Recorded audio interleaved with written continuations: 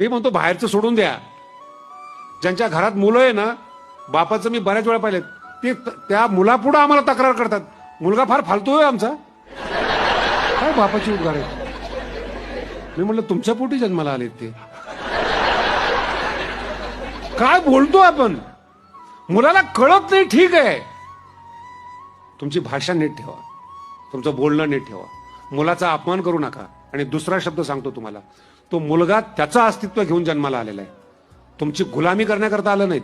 तुम्ही ठरवेल त्या पद्धतीने तो वागणार नाहीत. जर वागला तो गुलाम झाला. तुम्ही जर नीट वागला नाहीत, तुम्ही जर मोठा झाला नाहीत, तुम्ही काय तुमच्या मुलाकडून अपेक्षा. मुलगा आहे या अस्तित्वाचा बापाने आनंद घ्यावा. भाषा समजून घ्या. मुलगा आहे याचा आनंद लुटा. तो अमुकच मोठा झाला पाहिजे का अपेक्षा करतात. तुम्हाला 70 मार्क पडले, त्याला 80 पडले, पुन्हा तक्रार 90 पडायला पाहिजे होतं. तू काय दिवा लावला. तुझी मार्कशीट बघ ना, त्या काळात तुला किती कळत होतं. आणि जर म्हटलं ना की मुलं आजचे फार फार हुशार आहे, तो आपल्याला ते मोबाईल वापरतात, ते मुलं पटापट वापरतात, म्हणजे काय बोलतो. मुलगा मूर्ख पण आहे.